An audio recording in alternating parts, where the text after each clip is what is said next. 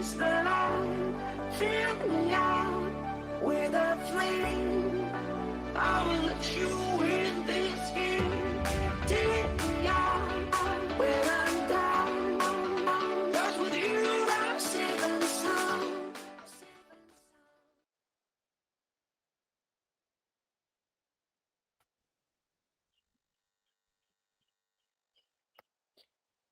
Baik, Assalamualaikum warahmatullahi wabarakatuh. Selamat malam, salam sejahtera untuk kita semua. Yang terhormat Bapak Guntur Eka Saputra, STM-MSI, selaku Faculty Advisor GDS-CUG. Yang terhormat Abadi Suryo Setio, selaku Lead GDS-CUG periode 2021-2022. Dan yang terhormat pemateri kita malam ini, Kak Ramadhani Alfarizi dari Divisi Career and Soft Skill. Perkenalkan, nama saya Nara Krisna Tanta, selaku MC yang akan memandu weekly class Career and Soft Skill week kedua malam ini. Selamat datang semuanya pada weekly class Career and Soft Skill. Kalau teman-teman semua, kita cek sound dulu kali ya. Apa suara aku kedengeran? Ya, terdengar, Kak. Oke, terima kasih. Gimana nih kabarnya teman-teman semua? Semoga kita baik-baik aja, tetap fit, karena malam ini malam terakhir dari sesi weekly class yang diadakan dari GDS-CUG periode 2021-2022. Oke, jadi kalau gitu tanpa lama-lama lagi kita langsung aja ajak Kak Tika dan Kak Rama untuk gabung bersama kita dulu. Halo Kak. Kak Tika, halo Kak Rama. Halo. Gimana nih Kak, kira-kira persiapan sebelum weekly kedua kita ini? Kalau misalnya kita sama-sama lihat dari posternya nih, hari ini kita bakalan bahas tentang MVP ya. Teman-teman dan aku kepo nih, karena sebelumnya juga udah pernah ditanyain dari IG story, kira-kira teman-teman tuh tahu sejauh mana sih tentang MVP ini gitu. Jadi mungkin kita bisa mulai dari pertanyaan untuk Kak Tika dan Kak Rama. Kenapa memilih topik ini untuk weekly kedua kita, Kak? Silakan, boleh bantu dijawab.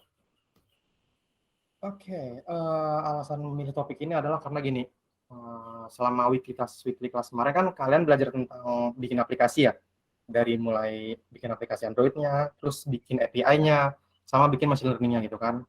Nah, sekarang itu kalian belajar gimana caranya bikin produknya gitu. Produk di sini maksudnya gimana caranya aplikasi yang kalian buat itu kan pasti kan nggak mungkin kalian pakai sendiri kan, pasti dipakai sama orang lain juga kan. Nah, gimana caranya aplikasi atau produk yang kalian buat itu bisa diterima sama orang lain kayak gitu.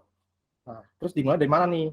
Dimulai dari bentuk MVP gitu. Kayak gitu, Kanara. Oke, jadi habis ini kita akan langsung mulai aja ke acara selanjutnya. Tapi sebelum kelasnya kita mulai nih teman-teman, kalau gitu seperti biasa, jika ada yang teman-teman ingin tanyakan, bisa langsung disampaikan melalui link Slido yang akan di-share nanti sama kakak-kakak core team yang lain. Bisa langsung dicek nanti di bagian chat yang ada pada di Gmeet-nya. Jadi kalau misalnya tiba-tiba muncul pertanyaan nih, langsung aja ketikin di situ daripada lupa kan. Atau nanti bisa juga teman-teman pertanyaannya di-keep dulu, lalu nanti kita akan ada sesi tanya jawab secara langsung atau live. Jadi teman-teman bisa langsung raise hand, terus langsung tanya, ngobrol langsung sama kakak-kakak core team-nya gitu.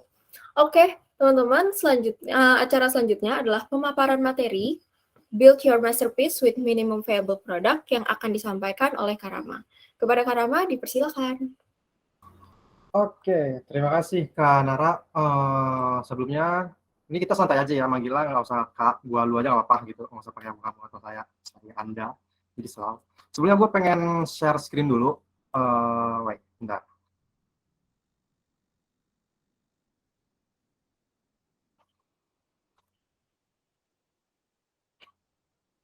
Kelihatan nggak share screen-nya?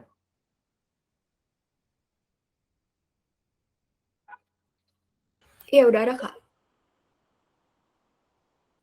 Oke.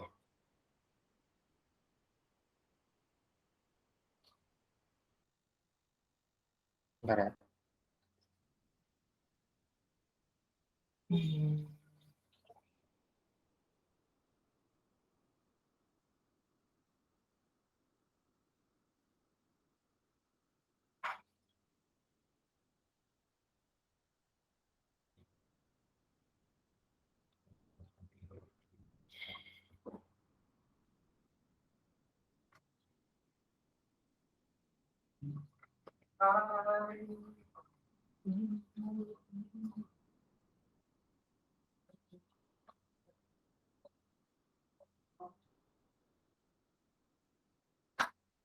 Ini full screen udah muncul belum? Kalau di aku masih loading screen. Mungkin teman-teman yang lain bisa bantu sampaikan ke Kak Rama, kira-kira udah kelihatan belum ya? Kalau di PC masing-masing? Belum Kak, mungkin bisa dicoba lagi Kak Rama. Ya, terima kasih teman-teman yang udah bantu jawab. Oke, bentar ya. Eh,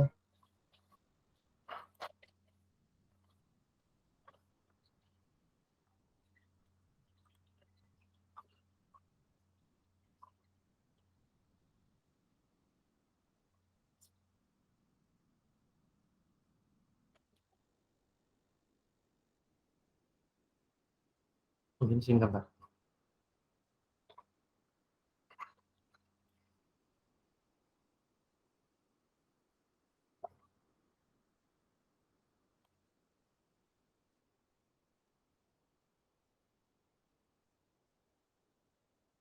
Oke, muncul nggak?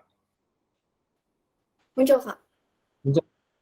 Oke, jadi hari ini untuk wiki kelas kali ini kita akan belajar tentang MVP atau yang biasa disebut dengan minimum viable product gitu. Nah, MVP itu apa sih gitu kan? What is a minimum viable product gitu? Apa sih MVP itu gitu? Nah, MVP itu adalah suatu bentuk produk di mana produk yang dikembangin ini atau produk yang dibuat ini bentuknya itu masih sederhana gitu sebelum menjadi produk final gitu. Jadi intinya produknya ini masih tahap 1 atau produk yang masih jelek banget gitu. Nah, tujuannya untuk apa sih? Tujuannya untuk mengetahui nih apakah produk kita dapat diterima oleh masyarakat atau tidak gitu. Nah, ini contoh yang salah satu MVP-nya, contoh kasusnya itu kita ambil sebut merek aja lah ya, nggak apa-apa. Nah, apa namanya kasusnya itu di Gojek gitu. Nah, tujuan service dari Gojek pada saat pertama kali launch itu adalah menghubungkan antara driver atau driver dengan penumpang dan sebaliknya gitu, penumpang ke driver kayak gitu. Nah, sebelum dia ada aplikasi yang ada di sebelah kanan nih, super apps yang kayak gini nih, yang sekarang kita pakai, sebelumnya atau mereka itu pakai namanya call center. Call center ini 24 jam kayak gitu. Jadi ada adminnya yang menghubungkan antara si passenger dengan driver gitu. Nah, terus gimana sih cara kerjanya? Nah, cara kerjanya kayak gini. Jadi penumpangnya itu apa namanya? Ada nyimpan nomor teleponnya Gojek gitu ya, di mana dia nge-call si Gojek, dia bilang, "Halo Pak, saya lagi di jalan ini nih," gitu, "saya butuh driver," gitu. Nah, Gojek admin ini akan menghubungkan, admin ini bakal nelpon langsung ke drivernya gitu. Driver ini dia bakal bilang, "Halo Pak, kita punya penumpang di jalan sekian gitu, bisa dijemput nggak?" Kayak gitu. Nah, kalau misalnya dia bisa, maka si admin ini langsung menghimbau drivernya itu buat langsung menghubungi passenger gitu atau penumpangnya kayak gitu. Nah, ini dulu nih waktu awal launch gitu. Pas sampai sekarang dia jadi super apps kayak gini. Yang keren kayak gini nih gitu. Nah, sekarang goals dari MVP itu apa sih atau minimum viable product gitu kan. Nah, goalsnya adalah untuk meminimalkan waktu dan effort gitu ya yang terbuang dari testing atau untuk testing produk ke market sebelum produk final itu jadi gitu. Jadi sebelum kan biasa gini ya, kita kan bikin produk yang bagus dulu baru testing gitu kan. Nah, kalau misalnya gagal, pasti kerugiannya besar gitu kan. Nah, makanya sekarang kita bikinlah MVP gitu, di mana produk ini tuh fungsinya yang penting fungsinya dapat gitu ya, fungsinya dapat. Tapi nggak bagus-bagus amat gitu. Jadi ibaratkan ini kayak versi 1 gitulah, versi beta testing ya kayak gitu. Nah, tujuannya buat apa? Untuk meminimalisir waktu dan effort plus biaya dalam mengembangkan produk itu sendiri kayak gitu. Nah, terus the importance of building MVP-nya itu apa nih yang paling pentingnya gitu. Di sini yang paling penting itu ada 5 gitu ya. Pertama, fokus on problem, di mana kita pas bikin produk itu fokus ke problem yang pengen diselesain gitu. Jadi jangan kemana-mana ininya. Misal problemnya A, ya udah produknya fokus ke A kayak gitu. Nah, kedua ini lower cost atau murah gitu. Karena tadi yang seperti yang gue bilang gitu kan, itu kan MVP ya, minimum viable product, di mana ini versi awal produk itu dibuat atau versi testing itulah. Nah, kalau versi testing otomatis ini tuh harus murah, harus lower cost, jangan yang mahal gitu. Kenapa? Karena kalau misalnya tiba-tiba testingnya gagal, lu udah bikin mahal-mahal gitu kan, otomatis buang-buang duit gitu kan, terus nggak ada yang mau make lagi gitu. Nah, makanya harus murah bikinnya gitu. Terus yang ketiga ini quick release. Quick release itu maksudnya harus cepat-cepat di launch gitu. Kenapa? Karena gini, kalau misalnya terlalu lama, yang ditakutkan nanti pertama problemnya udah ada duluan nih yang solve gitu. Pertama, kedua problemnya nggak relevan lagi gitu. Ternyata solusi yang ditawarkan tuh nggak relevan lagi sama problemnya kayak gitu. Makanya harus quick release atau cepat dirilis kayak gitu. Nah, yang keempat itu understand your customer atau mengerti customer Anda. Jadi maksudnya kayak paham sama user. Misalnya lu bikin produk nih, nah lu paham sama usernya gitu. Paham kayak apa sih yang user ini mau gitu. Kira-kira apa sih yang pengembangan selanjutnya untuk produk ini kayak gitu. Nah, yang kelima ini maintain customer relationship atau gimana caranya si usernya ini pokoknya nggak lari dari produk kita gitu loh. Jadi intinya usernya ini pertama dia bisa jadi early adopter kita gitu. Kedua, kalau misalnya kata produknya jelek, dia tuh nggak lari kayak gitu. Jadi ini harus di-maintain nih, jelas nih kalau misalnya kalian mau bikin produk yang emang mau dipakai sama user gitu ya. Nah, terus sekarang kita masuk ke step-stepnya untuk membuat dan scale your MVP gitu. Di sini ada 4 tahap. Pertama itu define the problem gitu ya. Cari problemnya apa yang mau dipecahin gitu ya. Cari problemnya. Terus yang kedua, cari juga solusinya gitu ya. Solusi dari masalah ini gimana sih gitu. Kalian bentuk solusinya. Terus yang ketiga, buat MVP-nya gitu ya. Create MVP-nya. Terus yang keempat, bikin bisnis model gitu. Nah, kenapa sih kok kita harus bikin bisnis model gitu? Karena kan bikin MVP-nya kan butuh duit ya. Nah, otomatis itu kalau misalnya bikin produk kan pasti pengen dapat duit juga kan gitu. Nah, makanya kita harus yang keempat ini build a business model gitu. Kita masuk ke tahap 1 dulu, define the problems on the solve. Nah, ini fokus utamanya adalah pas di tahap 1 ini kita harus cari tahu nih problemnya tuh apa gitu. Terus kenapa ini problem tuh bisa terjadi gitu. Kenapa problem ini bisa terjadi? 2. Nah, terus yang ketiga, siapa yang rasain problem ini gitu. Nah, yang keempat itu kan problemnya ada nih, gitu kan? Problemnya ada nih. Nah, kira-kira solusi-solusi yang ditawarkan ini ada nggak gitu. Nah, kalau misalnya ada gitu ya solusinya, kenapa solusi yang ditawarkan itu masih belum nge-solve problem ini juga gitu. Kira-kira kenapa nih produk yang udah ada atau startup yang udah bikin produk yang sama itu nggak nge-solve problem yang udah ada gitu. Nah, yang sekarang step kedua itu ya, define your solution. Define your solution ini fokusnya adalah pertama ini kayak kira-kira misalnya problemnya A nih gitu kan. Nah, solusi apa sih yang mau ditawarin buat nge-cover problem itu gitu. Maksudnya kayak gimana ya? Kayak misalnya kita mikirin solusinya gitu, solusinya mau bikin kayak gimana nih gitu buat si problem ini gitu, buat nge-solve-nya gitu. Nah, yang kedua, kalau misalnya solusinya udah ada gitu ya, terus tiba-tiba terus dipakai sama user, kira-kira benefitnya pas dia pakai ini apa gitu. Itu yang kedua. Terus yang ketiga, siapa user targetnya gitu. Ini yang bakal pakai siapa nih gitu. Terus yang keempat itu bisa kan kita kan kalau misalnya bikin solusi kan kadang-kadang suka yang wah-wah banget ya. Nah, ini juga harus dipikirin nih. Ketika solusinya wah, apakah solusi ini bisa dibikin atau enggak gitu dengan tim yang ada sekarang ini gitu. Dengan misalnya kalian bertiga atau cuma berempat gitu.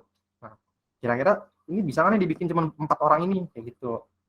Nah, yang kelima itu apakah customer-nya bakal bayar buat memakai solusi itu gitu. Kenapa harus bakal bayar? Karena kalian kan bikin produk ya. Produk itu kan pasti ada modalnya kan. Nah, pasti kalian butuh modal itu buat ngejalanin produknya kan gitu. Makanya kenapa di sini ada will the customer pay for this atau gimana nanti si usernya mau bayar nggak sih gitu. Kayak gitu. Nah, terus yang step ketiga ini bikin MVP-nya gitu. Nah, pertama pas bikin MVP itu kita harus fokus on problem yang mau di-solve gitu ya. Jadi misalnya problemnya adalah mengatasi macet di Jakarta gitu misal. Berarti fokusnya ya udah mengatasi macet di Jakarta aja kayak gitu. Jangan kayak yang lain kayak misalnya macet gara-gara banjir nih. Nah, terus banjirnya gimana kayak gitu. Nah, itu jangan. Maksudnya gimana ya? Jadi kayak fokus sama problemnya aja gitu loh. Pas bikin produknya kayak gitu. Nah, terus yang kedua, ini priority the vital features atau komponen. Jadi fitur-fitur yang vital itu, yang vital itu maksudnya yang emang ini poinnya gitu loh, poin yang gimana caranya, poin yang emang ini tuh buat nge-solve problemnya gitu. Nah, itu diprioritasin gitu. Jangan fitur-fitur yang fitur-fitur kayak mempercantik. Contohnya gini, kalau misalnya fitur-fitur yang ini, misal kita mau nge-solve masalah kalau misalnya Gojek nggak ada gitu ya. Nah, misal kita mau nge-solve problem tentang transportasi gitu. Nah, transportasi kayak misalnya problemnya adalah gini, gua nyari ojek susahan nih gitu misalnya, atau gua nyari apa namanya, nyari ojek deh gitu, pangkalnya susah nih, atau nyari taksi gitu. Nah, berarti inti fiturnya adalah gimana caranya gua bisa ngehubungin antara gua sama driver gitu, ngerti nggak? Jadi bisa ngehubungin si user sama drivernya gitu. Mau nanti dia ada login kek, mau ada register kek, atau mau ada apa namanya dark mode kek, itu nanti dulu gitu. Yang penting itunya nyampe gitu. Nah, terus ensure the product is complete. Nah, is complete itu maksudnya apa? Jadi produknya jangan setengah-setengah. Jadi kayak misalnya lu bikin MVP nih gitu. Nah, MVP-nya cuma tampilannya doang, belum bisa diakses, atau misalnya cuman prototype gitu ya. Nah, itu bukan MVP namanya gitu. Jadi kayak apa namanya? Pokoknya harus selesai lah gitu produknya. Jangan sampai setengah-setengah kayak gitu. Yang penting apa namanya? Komplitnya ini dari sisi mana? Dari sisi fitur ini gitu. Fitur yang ini tuh harus komplit gitu. Jangan sampai nggak selesai fiturnya kayak gitu. Nah, yang keempat ini find your early adopter dan share produk Anda. Nah, jadi yang keempat ini lebih tepatnya kayak kan udah bikin produk gitu kan. Nah, tapi nyari early adopternya atau pemakai pengguna pertama gitu. Di mana pengguna ini nanti dia nggak cuma pakai nih, tapi dia juga bakal nge-share produknya gitu. Nah, ini tuh bisa didapat dari mana sih? Dari yang ini tadi, push your customer atau user target. Dari user targetnya kayak gitu. Nah, yang kelima itu iterasi gitu. Kenapa? Karena ini kan testing ya. MVP ini testing kan, product testing, di mana kalau misalnya kalian lagi ngetes produk, itu harus banyak iterasi gitu. Iterasi ini nanti untuk lebih tepatnya untuk feedback dari user kalian ke produk kalian kayak gitu. Nah, kalian harus mendengarkan itu gitu, supaya produk kalian makin bagus kayak gitu. Nah, yang keempat ini nih, build a business model. Di sini ada tiga poin ya untuk yang bisnis model ini. Gimana yang pertama ini mikirnya gini, gimana caranya gue bisa dapat duit dari ini produk gitu. Gimana caranya gue bisa dapat apa namanya duit dari aplikasi yang gue bikin gitu. Itu satu. Terus yang kedua breakdown nih cost structure-nya buat ngejalanin produk ini berapa gitu. Kenapa ini harus di breakdown? Karena kalau misalnya ternyata pemasukan kalian cuma satu dari satu sumber dan ternyata cost structure besar dan ternyata itu nggak ketutup gitu. Nah, ini bakal ngerugiin kalian gitu. MVP-nya bakal mundur gitu, maksudnya kayak nggak bisa kembaliin lagi gitu karena nggak tutup nih cost structure-nya, pendapatannya sama cost structure. Jadi ini juga harus di breakdown gitu. Kira-kira berapa nih biaya-biayanya. Nah, terus kalau misalnya masukan dari sini cukup nih buat nutupin biayanya ini kayak gitu. Nah, yang terakhir, kalian untuk bikin ini bisa menggunakan Learn Canvas atau Learn Canvas. Ini gue ada contohnya buat Learn Canvas ya. Di sini ada 1, 2, 3, 4, 5, 6, 7, 8, 9 kotak gitu ya. Dimana pertama yang kalian bisa isi ini customer segments gitu ya. Customer segments itu user target gitu. Kira-kira customer-nya siapa sih gitu? Pekerja kah, mahasiswa kah, pelajar kah, terus apa namanya, dosen kah atau siapa kayak gitu. Nah, dari customer segments ini kalian cari nih kira-kira, misal tadi pekerja gitu, pekerja nih problemnya apa sih gitu kira-kira. Nah, misalnya kalian udah nemu problemnya gitu ya, udah di breakdown nih satu-satu, kalian tulis solusinya apa ya buat mecahin ini gitu, buat nyelesain apa namanya buat nyelesain si problem ini tuh apa sih gitu solusinya. Nah, yang keempat ini UVP atau Unique Value Proposition. Nah, kira-kira kan pasti kan kalau misalnya ada satu problem itu kan pasti solusinya ada banyak ya. Maksudnya gini, pasti udah ada solusi yang dibikin kan. Nah, kira-kira apa nih unik dari solusi kalian yang kalian kasih ini apa gitu uniknya? Gitu. Ntar kalian tulis di sini uniknya apa aja kayak gitu. Nah, terus ada unfair advantage. Unfair advantage ini lebih tepatnya kayak produk kalian ini bukan unik sih, lebih tepatnya kayak kira-kira apa yang nggak bisa ditiru dari produk kalian gitu. Sama sih kayak ini. Cuman bedanya kalau ini kan apa namanya? Kalau UVP itu kan misal kalian lebih murah gitu kan, produk kalian lebih murah nih daripada kompetitor. Nah, itu kan bisa ditiru ya. Nah, kalau ini tuh yang emang benar-benar nggak bisa ditiru gitu. Gitu. Nah, terus nomor 6 channel. Channel ini adalah gimana caranya produk kalian itu bisa sampai ke customer segments gitu. Gimana caranya nih? Pakai apa? Dipromosinya lewat apa? Instagram kah? Mouth to mouth kah? Atau referral code kah? Ada banyak ya caranya gitu.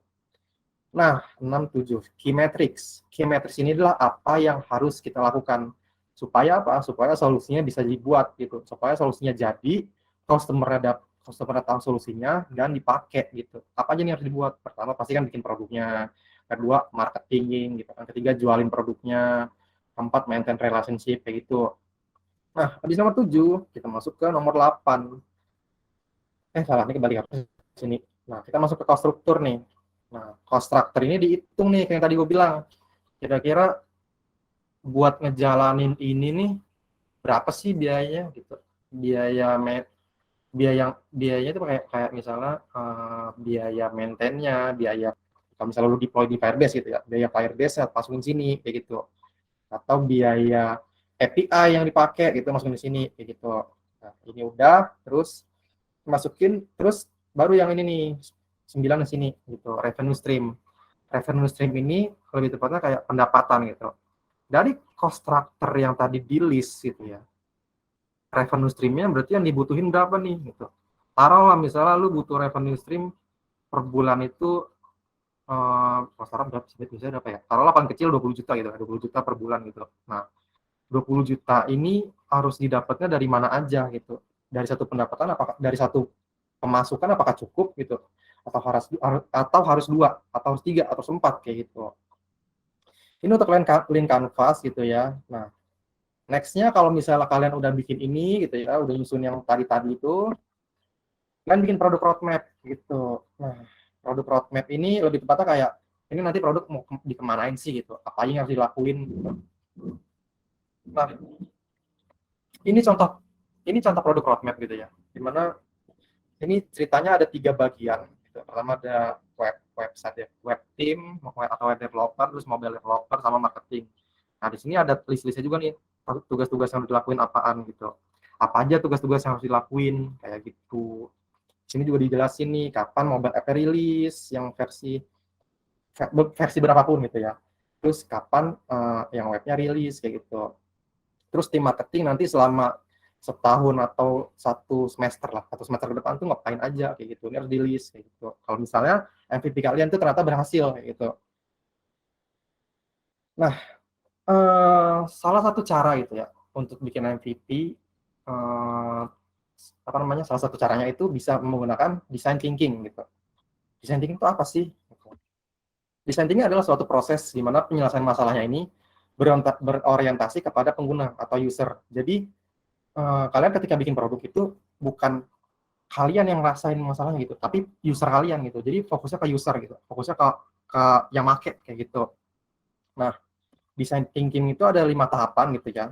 Pertama itu ada empathy, terus kedua define, ketiga ideating, keempat prototyping, kelima testing. Nah, pertama kita bahas dulu yang empathy.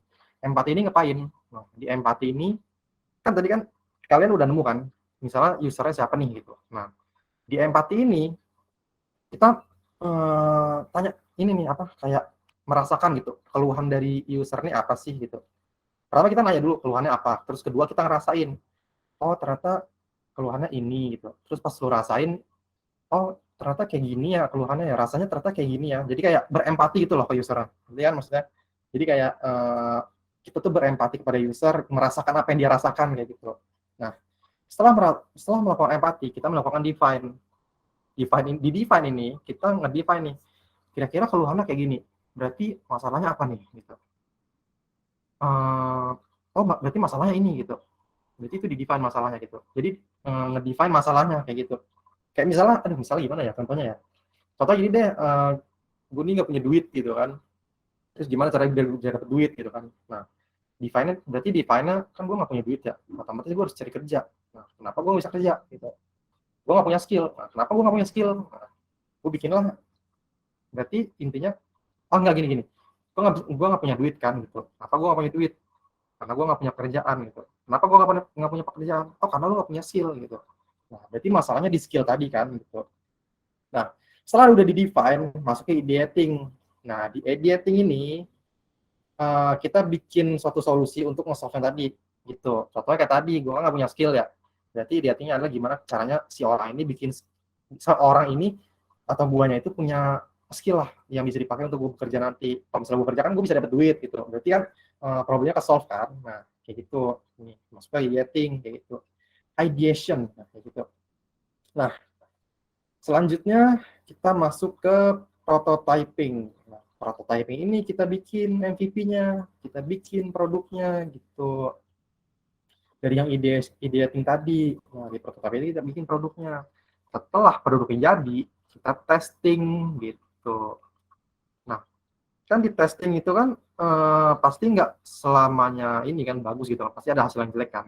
Nah, kalau misalnya hasilnya jelek, kalian lihat lagi nih belakang gitu, kira-kira jeleknya di mana? Di prototyping kah, di editing kah, di define kan, atau di empati gitu. Misal ternyata pas di testing penggunanya bilang, aduh ini nih ini idenya bagus, produknya bagus gitu ya, cuma kayaknya ada yang kurang deh gitu. Nah berarti mundur nih ke prototyping gitu, dibikin lagi lah, terus tes lagi. Pas di tes ini idenya bagus gitu ya, fiturnya lengkap, cuman kayaknya kayaknya nggak begini deh gitu. Nah balik lagi nih ke ideating, nggak begini itu maksudnya kayaknya gue nggak butuh ini deh, kayak solusinya bukan ini deh gitu. Nah balik lagi nih ke ideating gitu. Terus misal ini udah dibikin nih, jadi udah editing, terus prototyping, terus di testing, dia ngomong lagi gitu kan, kayaknya gue ini bagus semuanya, itu cocok sama gue gitu, cuma gue tuh nggak mau bayar gitu. Nah berarti balik lagi nih ke define gitu, tapi ini dia nggak mau bayar nih gitu, gimana ya, balik lagi ke define, gimana caranya supaya dia bisa bayar gitu kan. Nah dia dilanjutin lagi, define, editing, prototyping, testing, terus ternyata dia bilang ini itu nggak sesuai sama yang gue rasain gitu. Nah udah balik lagi ke empati gitu, jadi ngulang-ngulang sini aja terus kalau design thinking tuh, sini sini. Terus kalau misalnya itu gimana, kalau misalnya sesuai ya udah ngulang lagi dari sini kayak gitu.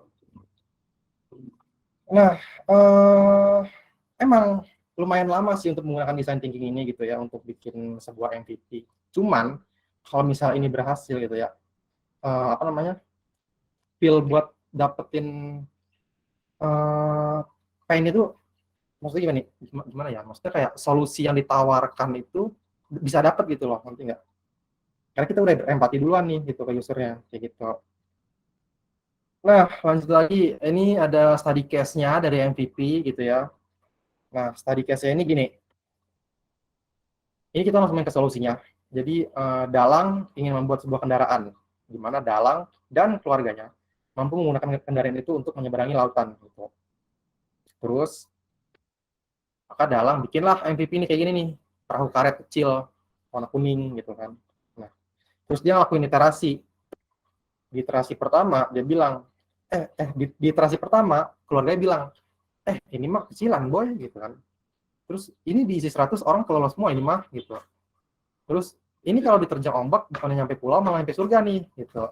Otomatis kan berarti kan MVP-nya jelek gitu kan. Nah akhirnya setelah iterasi 1 dia bikin lagi MVP yang baru gitu. Nih kapal gede gitu kan. Nah setelah setelah dia melakukan iterasi, terus dia bikin lagi MVP-nya, lalu dia iterasi lagi nih. Nah pas iterasi lagi keluarganya bilang, iterasi yang kedua nih, ini baru keren nih gitu. Nah gini dong gedean kapalnya gitu kan. Nah, terus baru dong bisa nyampe pulau seberang ini mah gitu, nggak kelelep gitu. Nah, kalau misalnya tanggapannya kayak gini, berarti yang MVP yang dibuat si Dalang itu berhasil gitu. Kenapa? karena ini mereka suka gitu. Ini baru keren. Nah, gini dong gedean, baru bisa nyampe yang seberang. Mereka tuh suka sama MVP-nya gitu. Otomatis MVP-nya berhasil, gitu. Sukses gitu. Terus yang dalam ngelakuin selanjutnya apa gitu? Ya tadi bikin produk roadmap. Kira-kira tim yang kerja sama si Dalang itu next-nya harus ngapain gitu. Di sini adalah produk roadmap tadi kayak gitu. Oke, kayaknya ini slide terakhir ya. Tips untuk build a powerful MVP. Jadi tipsnya adalah ini ada 1, 2, 3, 4, 5. Ada 5 tips gitu ya. Pertama itu critical thinking. Jadi karena kita kan harus nyari solusi gitu kan, nyari solusi based on problem yang ada gitu kan. Maka kita harus critical thinking di mana pemikiran kita itu harus tajam gitu ya, buat nemuin solusi yang tepat kayak gitu. Terus yang kedua itu get outside itu maksudnya keluar dari rumah gitu ya, cari teman baru, cari orang baru, kenalan sama orang baru, jangan diam di rumah terus gitu ya. Ini tujuannya sebenarnya buat ini supaya kalian tuh bisa lebih peka lagi gitu sama keadaan sekitar. Kira-kira ini ada problem apa ya gitu, atau ini ada peluang apa ya yang bisa dibikin kayak gitu. Nah, terus ya walaupun sekarang tuh kalau lagi COVID gitu kan, jadi ini susah untuk keluar gitu kan, mungkin kalian bisa join kalau misalnya kalian ikut seminar gitu, misalnya di atau workshop gitu ya, mungkin kalian bisa on cam sama on mic kayak gitu. Contohnya misalnya ngobrol sama orang-orang yang ada di situ kayak gitu, walaupun lewat internet juga bisa kayak gitu. Yang ketiga ini fokus ke masalah gitu, fokus on your user problem maksudnya fokus ke masalah user kalian gitu. Kayak tadi gue bilang di awal, kita harus fokus ke masalah user kita gitu. Nah, yang keempat itu based on data. Jadi nggak boleh tuh kalau misalnya bikin MVP kita ngawang-ngawang kayaknya ditambahin ini bagus deh, kayaknya ditambahin ini user bakal suka deh. Itu nggak boleh tuh. Kenapa? Karena yang kita suka belum tentu user juga suka gitu. Jadi kita harus pakai perspektifnya itu bukan perspektif kita pas bikin produk, tapi perspektif mereka kayak gitu.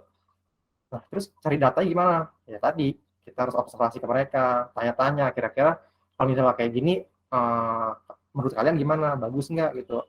Painful nggak gitu? Kalian mau pakai nggak gitu? Kalian mau bayar nggak gitu? Nah, yang kelima ini peka gitu. Gue nggak tahu bahasa Inggrisnya apa nih, cuman gue tulis aja peka gitu ya. Tujuannya ya tadi supaya kita bisa mengerti user yang akan pakai produk kita kayak gitu. Oke, ini tadi slide terakhir gitu ya. Dari sini kayaknya udah selesai.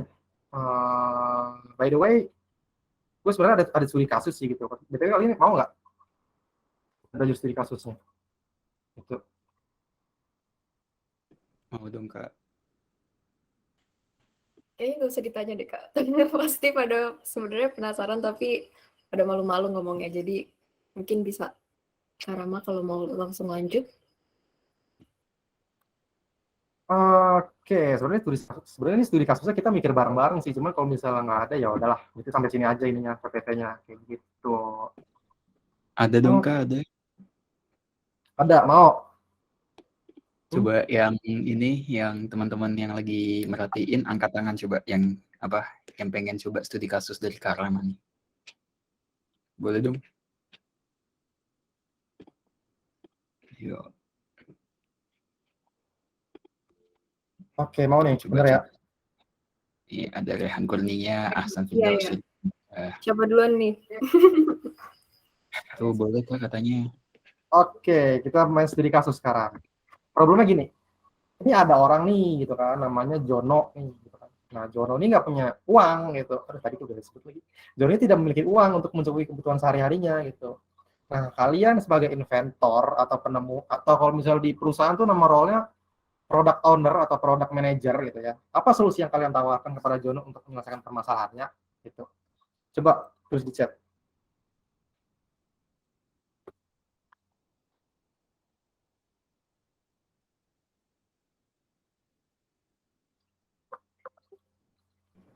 Ini berarti mirip kayak pinjaman gitu nggak sih, Kak?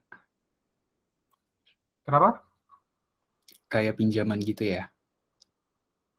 Apa aja bebas. Mau lu ngasih pinjaman kek, mau lu ngasih kerjaan kek, atau mau ngasih duit ya bebas. Solusi yang kalian tawarkan apa nih? Gitu. Supaya Jono ini ada duit gitu. Intinya ada duit gitu.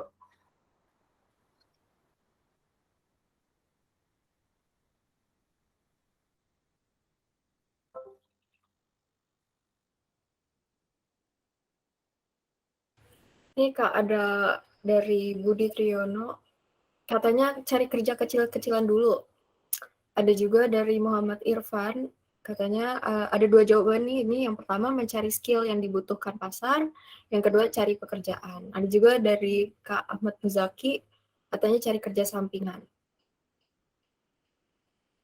Ada lagi nih Kak, Enggak. katanya Jono butuh uang, kemungkinan antara kasih pinjaman atau buat perantara untuk ngasih kerjaan ke Jono. Oke. BTW di sini nggak ada yang benar nggak ada yang salah ya gitu. Kita mikir-mikir aja gitu bareng-bareng kira-kira kalau misalnya lu sebagai developer nih, lu mau bikin apa nih buat nge-solve ini kayak gitu. Gitu.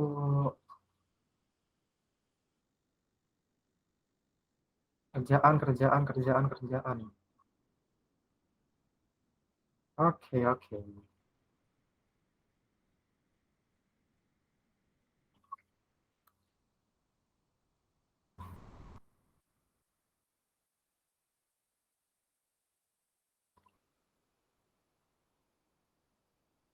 Ada lagi nggak? Kalau nggak ada udah selesai berarti nih gitu. Oh. Dibahas dong Kak, masa ditanya doang. Karena ini kita mikir bareng-bareng di sini gitu.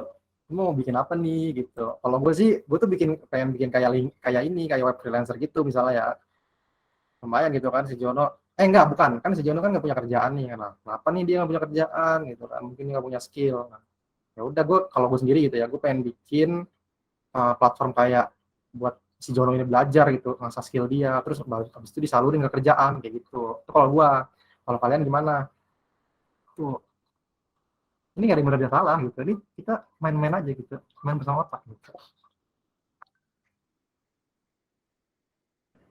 Oke, mungkin coba deh dari Muhammad Irfan Arfirza nih, katanya kan cari skill yang dibutuhin pasar atau mencari pekerjaan. Nah, kira-kira tuh approach supaya ini bisa dilakukan tuh gimana? Boleh on mic dong Muhammad Irfan.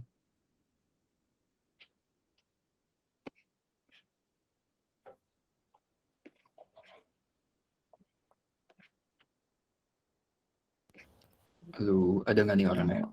Tes. Nah, mantap. Boleh diulang Kak pertanyaannya? Nah, ini kan tadi kamu udah dapat 2 poin ya, supaya bisa menyelesaikan masalah si Jono ini. Nah, approach-nya nih gimana supaya bisa dilakukan?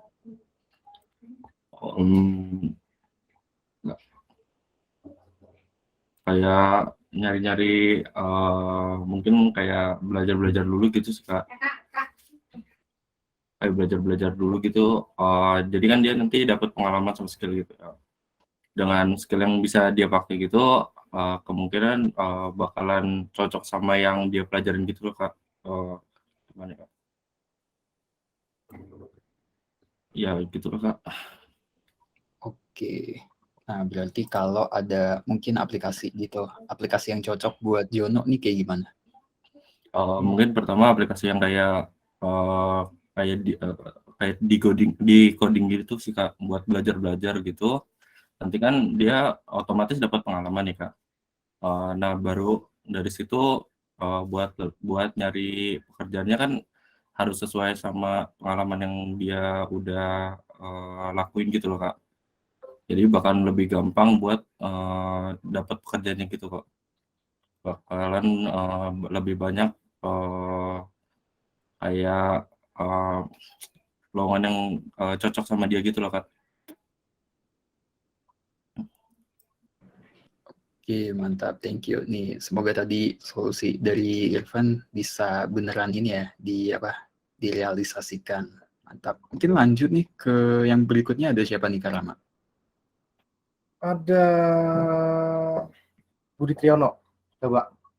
Kalau misalnya itu, misalnya lu developer gitu ya. Nah, lu mau jadi itu kayak gimana gitu solusinya? Mau bikin apa? Gitu.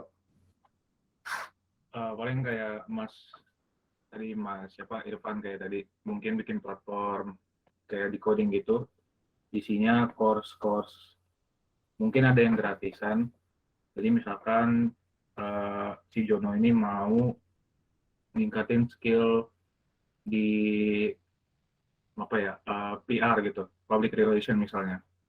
Nah ntar mungkin di platform ini ada course gratisan buat basic ya PR gitu.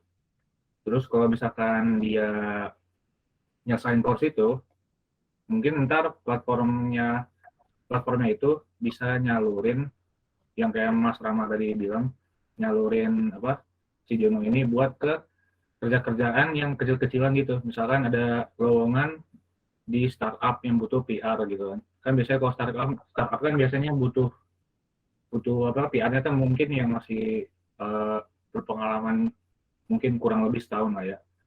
Mungkin kayak gitu sih. Jadi habis dia course gratisan kan pasti ada pengalaman sedikit lah ya, walaupun sedikit tapi berbobot kan. Habis itu kalau udah nyelesain course-nya mungkin dia bisa langsung nyoba kerja di PR gitu. PR awal-awal gitu. Oke. Menarik. Oke, next Ahsan Firdaus. Mau ngasih pinjaman nih. Ini nih, PyTrend ya. Ya Kak, sebenarnya pinjaman. Halo, oke. Sebenarnya pinjaman ini nggak benar-benar kayak kreditur gitu sih Kak. Sebenarnya karena ini kan Jono kan dia butuh uang, tapi kita belum tahu nih dia ini kira-kira cocoknya ini background-nya gimana, apakah dia ini mau kerja atau dia mau usaha. Sebenarnya kalau misalnya dia mau usaha, kita bisa bantu buat aplikasi kayak komunitas itu yang nyatuin antara misalkan dia mau buka usaha sama investor sama mentornya gitu. Tapi kalau misalkan ternyata dia lebih cocok buat kerja, kita bisa tanya dulu ke Jononya nih, kira-kira dia ini misalkan dia mahasiswa, mungkin bisa direkomendasikan buat nyari kerjanya part time gitu. Tapi kalau misalkan dia emang free time yang banyak, bisa nanti kita salurin ke kerjaan yang full time. Sebenarnya gitu sih Kak. Oke. Menarik. Jadi kayak gitulah kalau misalnya ada satu masalah nih. Nah, cara kalian nyari kayak gitu. Cari solusinya mau dibikin apa, terus mikirnya lebih ke kalau misalnya gue sebagai developer nih, gimana sih cara gue nge-solve ini kayak gitu. Oke. Sudah selesai PPT-nya gitu ya. Mungkin kalian nanya gitu. Kenapa sih Bang gue belajar ginian gitu, bikin kelasnya ngapain belajar MVP gitu. Karena gini, kalian ini kan developer gitu kan. Nah, pasti kalian nanti pengen ikut lomba-lomba gitu kan, kayak misalnya hackathon. Nah, ketika kalian ikut hackathon gitu ya, ketika temanya ada gitu, ini nanti bakal pakai nih. Kenapa? Karena di hackathon itu kalian bikin produknya itu atau ngodingnya deh gitu, itu tuh sebentar gitu kan, 7 hari doang kadang-kadang. Nah, kalau misalnya kalian bikin yang full sampai bagus sampai jadi itu bakal makan waktu kan. Terus caranya gimana salah satunya? Pakai ini, MVP kayak gitu. Terus kalau misalnya selain hackathon apalagi nih bergunanya? Kedua, tadi kan hackathon ya. Yang kedua ini sekarang kan zaman teknologi ya, otomatis kita tuh sebagai developer itu nggak cuma bisa bekerja di perusahaan orang juga, kita bisa bikin startup kita sendiri. Nah, terus gimana cara tahu gitu ya startup kita atau produk yang kita bangun di startup kita itu bisa diterima sama orang lain? Pakai apa caranya? Pakai ini, MVP kayak gitu. Ya kurang lebihnya kayak gitu sih. Kenapa belajar MVP ini kayak gitu sih. Thank you semua. Untuk Kanara silakan. Saya kembalikan lagi. Oke, terima kasih untuk Kak Rama, Kak Abadi, dan teman-teman juga yang tadi udah bantu ikut aktif ya dalam sesi kelas ya belajar mengajar ini. Juga tadi dari selama sesi belajar udah banyak pertanyaan muncul nih kayaknya. Kira-kira teman-teman bisa tambahin pertanyaannya yang melalui link Slido yang dikirim pada chat. Bisa tolong kakak-kakak yang lain untuk linknya di-up lagi. Jadi teman-teman bisa kirim nih pertanyaannya tadi pada link Slido, atau juga bisa langsung disampaikan pertanyaannya secara live atau secara langsung ke kakak-kakak core team yang lain. Karena sekarang kita sudah memasuki sesi Q&A dan sharing session. Sebelum itu aku mungkin mau coba absen beberapa kakak-kakak core team kita nih. seperti yang teman-teman lihat sudah ada Kak Rama, Kak Abadi. Yang lain nih kira-kira ada nggak ya di Jimit ini? Di sini ada siapa lagi? Ada Kak siapa ya nih? Ada Kak Zaki. Habis itu ada Kak Alfa juga. Oke, halo. Kira-kira teman-teman ada dari sesi materi tadi, mungkin dari teman-teman tuh ada yang mau ditanyain nih, tapi belum sempat, atau kalau misalnya nanyanya lewat link Slido mungkin kelamaan, jadi mau ditanyain sekarang, kita tunggu ya teman-teman, sekitar berapa ya? Mungkin 2 menit, kelamaan nggak kalau misalnya 2 menit? Oke, sip. Kita tunggu dulu nih, mungkin teman-teman masih merangkai kata. Gimana pertanyaannya yang bakal nanti teman-teman ajukan ke kakak-kakak Kortin. Oke, kita tunggu dulu sampai 20 kali ya. Teman-teman silakan kalau yang mau bertanya bisa langsung raise hand, habis itu bisa on mic juga, terus juga on cam, terus perkenalan diri singkat, baru deh sampein pertanyaannya. Tapi kalau misalnya nanti nggak ada juga, kita bisa langsung minta tolong kakak operator untuk share screen. Gimana nih teman-teman?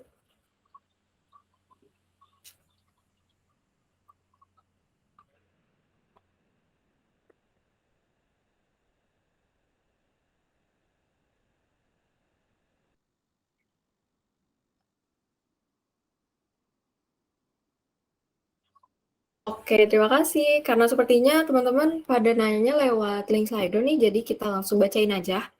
Pertanyaan pertama, misalkan MVP-nya makin maju nih aplikasinya, berarti kanvasnya otomatis berubah nggak, Kak? Silakan mungkin boleh dimulai dulu dari Kak Rama. Silakan Kak Rama. Halo. Misalkan MVP-nya makin maju nih aplikasinya, berarti kan kanvasnya otomatis berubah nggak, Kak? Nggak berubah gitu. Karena fokusnya tetap di awal gitu kan. Inti dari produk itu apa gitu. Nah, itu jangan berubah kayak gitu. Kenapa? Kalau misalnya itu berubah, nanti produk lu bukan nggak ada namanya sih, ternyata kayak nggak konsisten gitu loh. Jadi makin aneh gitu. Ini sebenarnya orang mau nyelesain apa sih kayak gitu. Nah, kanvas ini bakal berubah ketika ada lagi fitur yang mau ditambahin gitu. Kayak misalnya tadinya gue di aplikasi gue ini cuma ada fitur tentang apa ya? Contohnya tuh gue ngambil contoh Gojek aja lah ya. Kayak misalnya gue di aplikasi gue itu cuma ada fiturnya nyari driver gitu. Nah, terus gue mau nambah nih gitu, nambahin fitur order makanan. Nah, dirubah lagi kanvasnya berarti bikin lagi tuh kira-kira di order makanan ini problemnya apa sih gitu, terus customer siapa gitu, terus solusinya gimana kayak gitu, terus channelnya apa gitu, gimana cara gue bisa nyampein produk gue ini ke customer gue kayak gitu kurang lebihnya. Oke, terima kasih Kak Rama atas jawabannya. Gimana, untuk pertanyaan kedua bisa langsung di next question, Kak Operator.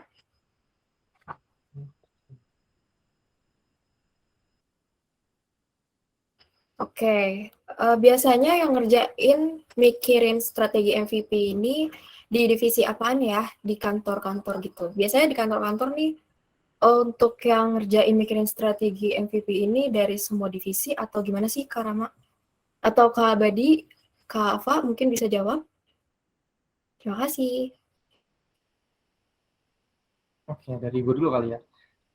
Biasanya mikirin strategi MVP ini divisi apa sih? Divisi product development gitu.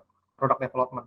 Dan biasanya yang mikirin tentang strategi MVP adalah product owner atau product manager gitu. Biasanya mereka tuh yang mikirin strategi MVP-nya kayak ininya gimana, apa namanya, masalahnya gimana, MVP-nya apa, produknya itu apa, tuh mereka yang ngerjain gitu. Terus ntar yang bikin MVP siapa? Developer kayak gitu. Jadi kalau misalnya kalian yang mau jadi Misalnya kalian mau switch karir nih gitu, kayak masa gue ngoding gitu, gue tuh jadi product owner aja gitu di perusahaan atau product manager gitu. MVP ini kepake gitu.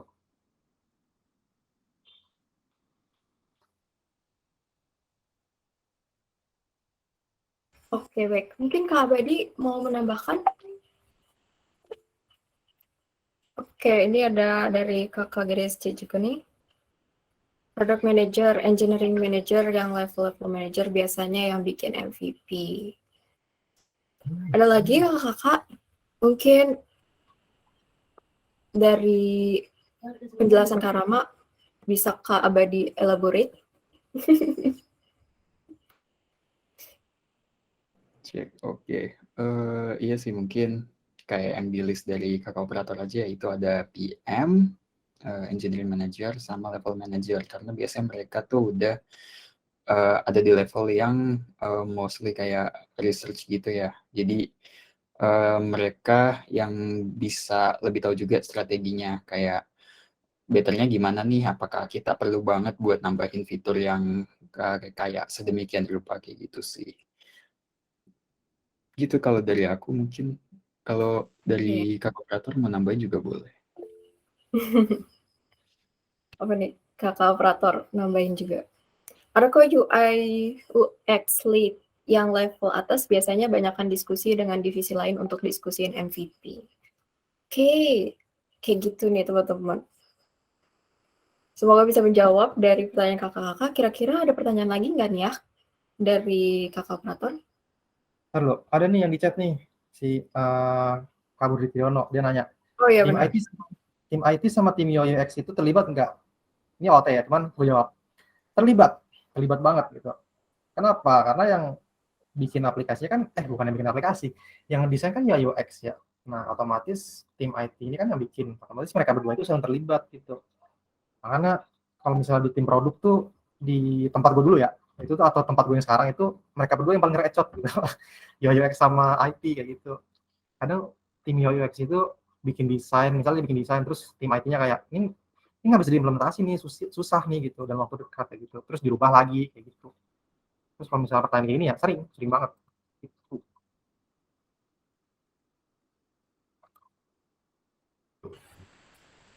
Oke, dari kakak operator ada next question lagi nggak?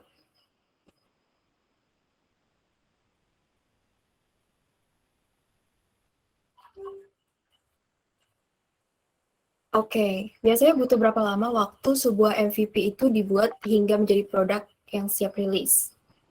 Silakan mungkin dari Karama lagi, baru nanti kita disambung dengan kakak-kakak core team yang lain.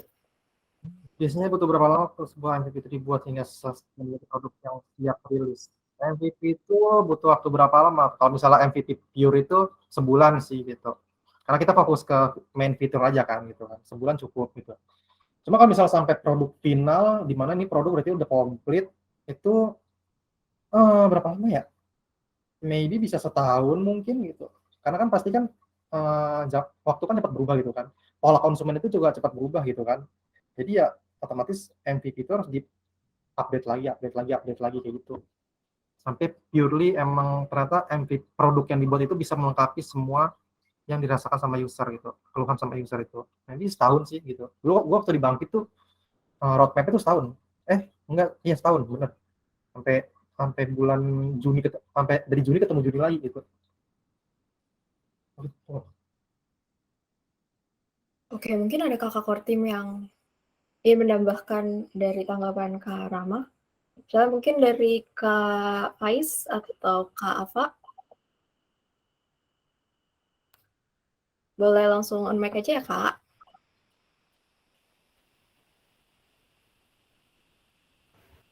Oke, Kak Abadi. Oke. Atau Kak apa nih? Udah on mic dua-duanya. Silakan. Oke. Mungkin ini sih balik lagi ya, kayak ke skala yang mau dibikin tuh gimana. Misal kayak kita kan udah kenal namanya super app. Sebenarnya Gojek yang awalnya dari cuman antar jemput penumpang doang tiba-tiba jadi super app. Cuman kalau buat MVP supaya menghubungkan antara driver dengan pengemudi aja itu bisa cepet gitu. Nah, setelah itu supaya jadi super app pasti kan ada fitur-fitur yang lain dan apa namanya, jadinya tuh kayak entah bisa ngembangin satu persatu secara kayak, oh mau bikin GoFood dulu nih atau mau bikin GoTex dulu. Nah itu jadinya bisa asynchronously gitu ya. Jadi dan ketika itu semakin berkembang, jadinya tuh MVP Gojek itu sendiri yang jadi super app bisa nambah lagi durasi ininya bikin MVP-nya kayak gitu sih. Dan dari aku baca kayak gitu.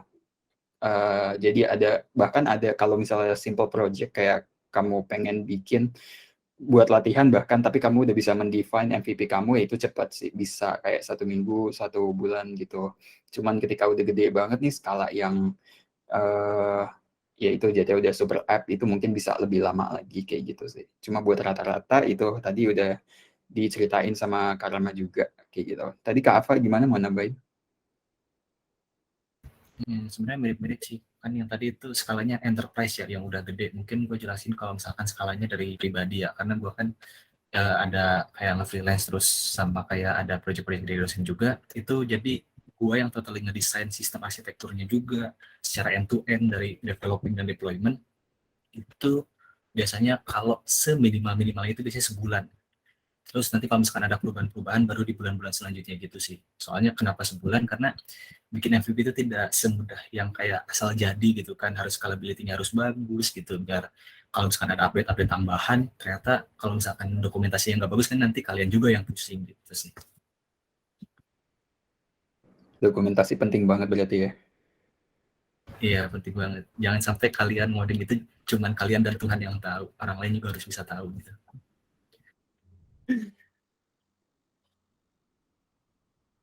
Oke, kalau tadi Kak Alfa bilang minimumnya 1 bulan ya. Kalau kira-kira paling lamanya itu tergantung dari produk yang dibuat atau karena akan ada update terus-terusan, gimana nih Kak? Sebenarnya kalau MVP itu kan kayak tadi udah ada patokannya ya. Harusnya 1 bulanan. Biasanya gue ngepatok 1 bulan sih. Cuman kan kadang namanya klien ya, ada yang pengen ini, pengen itu gitu ya udah. Itu bisa jadi manjang sih. Oke, tadi ada yang muncul juga di chat. Oke. Next question dari biasanya butuh berapa lama waktu sebuah MVP itu dibuat hingga menjadi produk siap rilis? Tadi udah aku bacain belum ya? Ada next question lagi.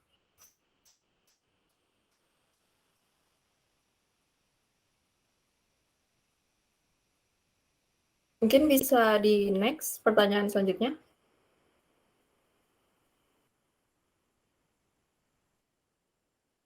Oke. Parameter apa aja yang jadi penentu suatu MVP bisa dikatakan sesuai atau baik? Silakan kakak-kakak. Mungkin dari ke siapa nih? Gantian lagi. Tadi Kak Alfa udah. Kak Early mungkin? Ada nggak ya Kak Early? Atau bisa dari Kak Abadi dulu? Oke, mungkin aku nggak banyak sih. Parameter apa aja sih? Yang pertama tuh pasti aplikasi kamu tuh bisa jalan gitu sih. Kayak misal kamu butuh aplikasi, misal Gojek lagi ya, itu ada penumpang sama pengendara. Ya minimal itu berarti aplikasi harus punya role supaya dijalankan. Dan dalam role itu punya autentikasi lagi. Nah itu kayak semuanya itu ada sangkut pautnya. Dan ketika itu dirancang pasti yang penting tuh supaya bisa jalan dulu nih antara dua hal tersebut. Nggak tahu, kalau aku dari sisi mobile developer itu selain bisa jalan semua, yang penting itu aplikasinya nggak force close gitu sih. Atau mungkin kalau di web itu bisa jalan antara antara servernya gitu sih. Ada yang mau nambahin? Yang lain dulu. Kita terakhir dulu. Oke, Kak Ava, kira-kira gimana nih Kak? Kalau dari gue sebenarnya gue orangnya ke research ya, lebih senangnya di research gitu. Mungkin MVP dari research ya sebenarnya pasti buat awal nggak ada yang sempurna sih. Cuman kalau misalkan untuk mendekati, kan gue bidangnya MLAI ya. Jadi kalau misalkan mendekati bisa matriksnya misalkan 90% ya itu udah bisa disebut jadi MVP sih. Terus paling apa lagi ya, kayak kalau gue pribadi gue pengen sistem yang gue bikin itu seefisien mungkin yang gue bisa gitu. Meskipun namanya MVP, minimum viable minimum viable ya, tapi ya effort kita juga harus maksimum mungkin gitu.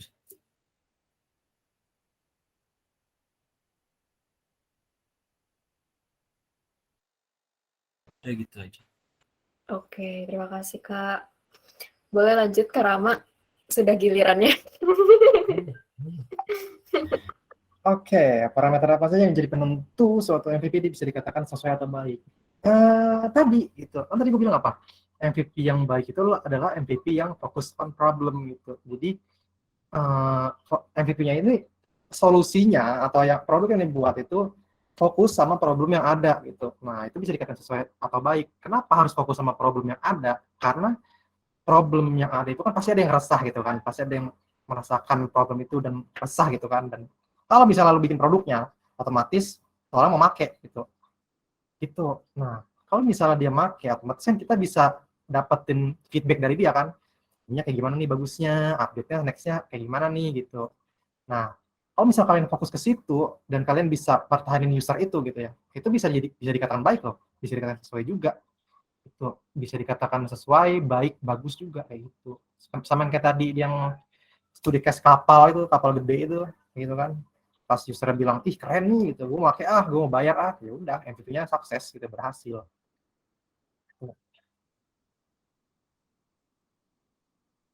Oke, terima kasih Kak Rama, Kak Badi, Kak Afa atas jawabannya. Mungkin aku boleh nanya nggak nih Kak? Kalau tadi kan dibilang katanya fokus untuk satu permasalahan terlebih dahulu. Semisal kita punya dua permasalahan yang berbeda, terus gimana caranya kita tahu mana yang harus kita prioritasin untuk kita kerjain lebih dulu daripada permasalahan yang lain gitu? Oke, terkait prioritas ya tadi ya. Kita cek nih, di antara dua masalah itu, kira-kira mana yang bisa kita cover gitu, mana yang bisa kita bikin solusinya gitu, satu. Terus kedua, di antara dua masalah itu tuh mana sih yang paling besar rasanya gitu. Rasanya itu maksudnya kayak, ini misalnya ada masalah A sama masalah B gitu kan. Nah, di antara masalah A sama B itu, kira-kira mana nih yang paling painful gitu, mana nih yang paling painful gitu, mana nih yang paling dampaknya paling besar gitu. Nah, tadi kan berarti kan yang bisa kita cover, terus dampaknya. Terus yang ketiga, nah di antara dua itu gitu ya, mana nih usernya yang paling banyak gitu, yang A apa yang B gitu. Nah, kalau misalnya yang A kira-kira ini bisa dibayar nggak gitu, bukan bisa dibayar sih, lebih tepatnya kayak usernya mau bayar nggak gitu, kita bisa dapat duitnya dari sini kayak gitu. Itu bahasa kasarnya kayak gitu.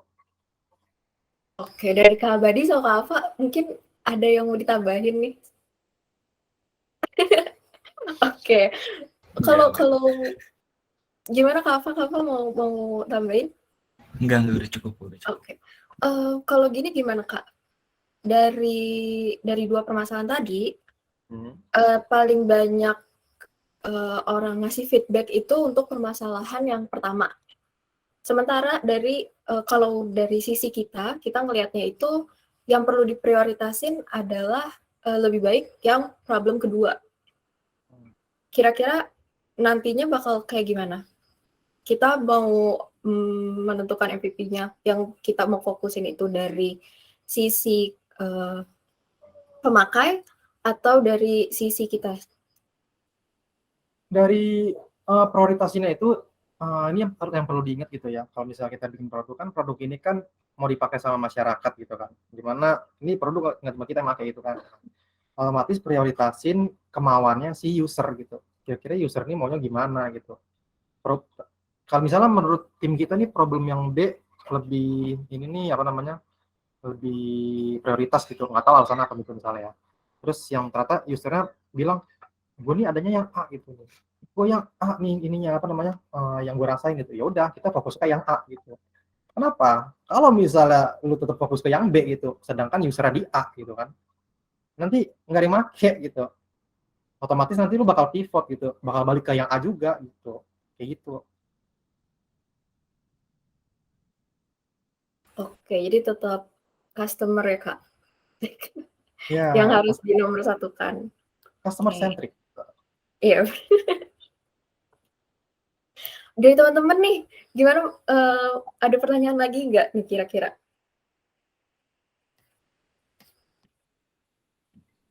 Kan tadi kakaknya udah jelasin yang awal, mungkin tadi aku bisa coba bantu apa ya? Coba bantu buat baca ulang. Kan udah ngejelasin tadi MVP itu apa, terus juga tadi ada apa nih? Pentingnya membuat MVP, kemudian oh ya dalam pentingnya membuat MVP itu ada yang focus on problem, ada lower cost, understand your customer, terus maintain customer relationship, ada yang quick release, terus juga step to create and scale your MVP. Ada 4 step ya. Jadi yang step pertama itu define the problem, define solution, create your MVP, build business model. Kira-kira dan dari yang sudah dijelasin Kak Rama tadi, ada nggak yang tiba-tiba teman-teman tuh kepikiran, oh iya, lupa nanya nih tadi. Kita bakalan tunggu nih teman-teman, mungkin sampai 20 berapa ya? 20.40. Lama nggak? Mungkin teman-teman baru, iya Kak, aku baru ingat gitu. Oke, kita akan tunggu sampai 20.40. Enggak deh, 20.42. Teman-teman, kalau yang mau tanya di lewat link Slido bisa langsung ditanyain, atau kalau biar nggak kelamaan juga mungkin bisa langsung raise hand aja.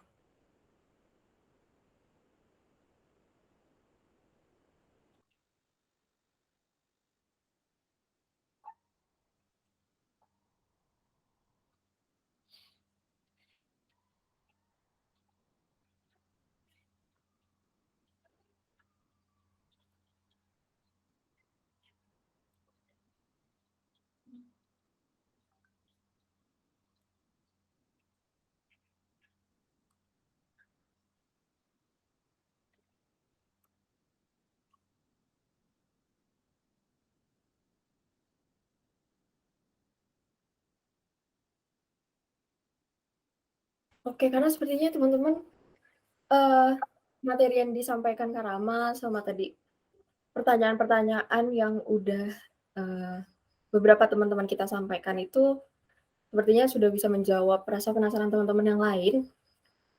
Maka kalau kayak gitu, terima kasih Kakak Operator sudah ditampilkan pertanyaannya tadi. Terima kasih juga untuk Kak Rama, Kak Abadi, Kak Ava, dan juga kakak-kakak per tim lainnya. Oke, kalau gitu kita akan ke acara selanjutnya, yaitu penutupan dari kakak faculty advisor kita, yaitu Kakak Guntur Eka Saputra, STM MSI. Kepada Kakak Guntur Eka Saputra, waktu dan tempat dipersilakan.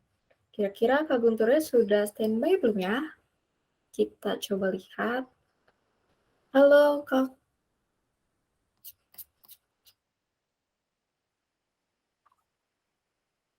Oke, itu dia yang kita tunggu-tunggu. Aku pikir aku nggak disuruh loh.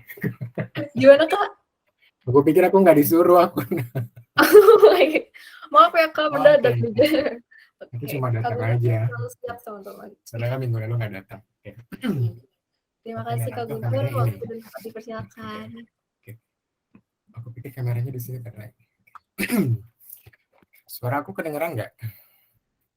Kedengeran Kak jelas. Tapi agak jauh ya, ini nggak apa-apa lah. Oke. Oke, bismillahirrahmanirrahim. Assalamualaikum warahmatullahi wabarakatuh. Kayaknya agak gelap ya. Padahal nggak apa-apa ya. Terima kasih teman-teman semua udah ngikutin 2 minggu dari divisi karir and apa ya disebutnya ya, mungkin development juga kali ya, division di GDSC UG. Yang dimana hari ini belajar tentang minimum viable product gitu ya kira-kira, atau MVP yang dikenal ya gitu, atau bukan MVP itu bukan hanya most valuable player ya gitu, tapi juga bisa untuk produk juga. Nah gitu. Nah semoga apa yang udah teman-teman diskusikan kemudian juga diikuti secara teoritis dan juga pengalaman oleh kakak-kakak GDSC bisa juga memotivasi teman-teman untuk bisa berbuat lebih dan juga belajar lebih, khususnya mengenai apa yang dibutuhkan oleh user, terutama kita juga sebagai user, dan bisa digunakan dan diterapkan oleh semua genre atau jenis kelompok user gitu ya kira-kira, karena kan kita masih ada di kelompok generasi baby boomer gitu ya sampai saat ini gitu. Nah itu semoga bisa digunakan dengan baik. Nah mungkin nanti di next akan ada apa namanya agenda berikutnya, yaitu adalah tech talk atau webinar yang akan diselenggarakan oleh kakak-kakak GDSC berikutnya.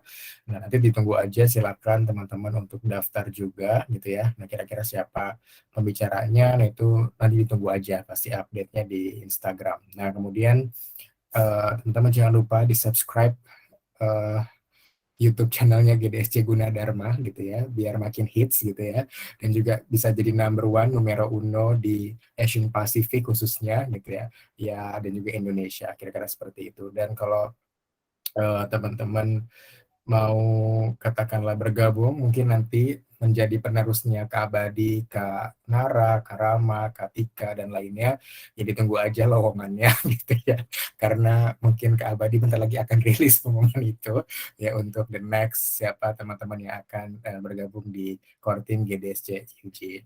Nah kemudian selama teman-teman di sini saya bangga banget ternyata ada anak-anak semester 2 tingkat 1 yang juga ikut gitu ya. Jadi bener kalau tadi sih saya dengarnya langsung kalian ikut kompetisi, wah itu saya seneng banget tuh ya gitu. Jadi nggak cuma ngejar intern doang gitu ya, atau mungkin magang atau studi independen juga gitu, tapi teman-teman juga bisa ngelihat peluang kayak apa sih kalau misalkan lomba di luar sana, karena bisa jadi teman-teman bisa melatih apa ya, dan tanda kutip seperti daya juang, kemudian critical thinking yang cukup singkat dalam waktu tertentu. Nah itu juga teman-teman bisa ikutin tersebut, dan apalagi yang penting juga bisa nambah teman ya gitu.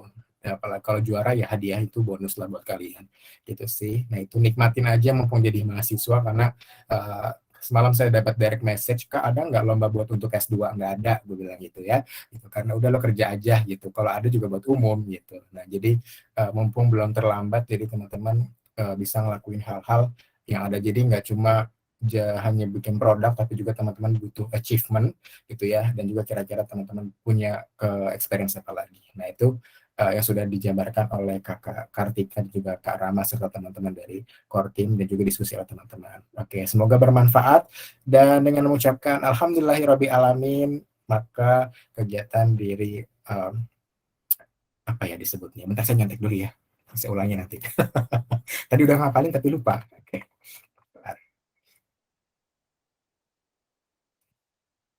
Oke.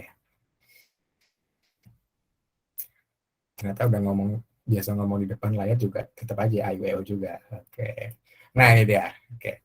Sip. Dengan mengucapkan alhamdulillahirabbil alamin, maka Career and Soft Skill Development Weekly Class secara resmi ditutup. Assalamualaikum warahmatullahi wabarakatuh. Waalaikumsalam warahmatullahi wabarakatuh. Terima kasih banyak Kak Guntur atas sambutan dan penutupnya juga. Teman-teman jangan lupa untuk mengisi form feedback yang akan di-share di chat Gmeet kita pada malam ini. Oke, terima kasih Carly. Bisa langsung diisi form feedback-nya. Terus juga kita sambil beralih ke acara berikutnya, sambil menunggu teman-teman mungkin sekitar 2-3 menit untuk siap-siap dulu nih, barangkali ada yang mau ganti device atau rapi sedikit. Boleh. Mungkin kita akan tunggu sampai 2048. Posenya juga seperti biasa, pose yang kayak gini gitu. Oke teman-teman yang bisa on cam boleh coba on cam dari sekarang. Kakak-kakak core team yang lain juga boleh.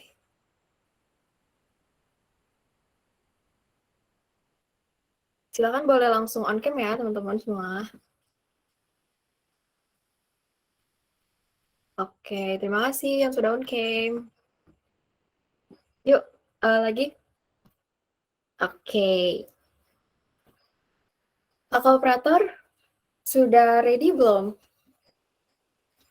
Oke. Aku hitung dari sampai 3 ya. Aku hitung sampai 3. Kita mulai posenya dari sekarang. Oke, 3, 2, 1. Oke. Gimana kakak operator sudah aman? Aman. Terima kasih teman-teman yang sudah on cam. Semuanya terima kasih juga kakak operator. Baik guys, gak terasa kita sudah di penghujung acara. Gak berasa banget ya, tadi kayaknya mulai masih jam 7:30 terus sekarang udah mau jam 9 aja. Terima kasih juga atas antusiasnya dan semangat belajarnya yang gak pernah padam. Kalian semua keren banget. Terima kasih juga Kak Guntur sudah hadir. Terima kasih juga untuk kakak-kakak panitia semua. Itu form feedback-nya sudah dikirim lagi dari Carly. Boleh di-save dulu atau mungkin di bookmarks dulu. Kalau begitu, saya Nara mewakili segenap panitia pamit undur diri. Semoga banyak insight baru yang kita dapatkan di malam ini dan juga pastinya menambah wawasan kita semua. Sehat-sehat semuanya, sampai bertemu di kesempatan berikutnya. Wassalamualaikum warahmatullahi wabarakatuh. Dadah!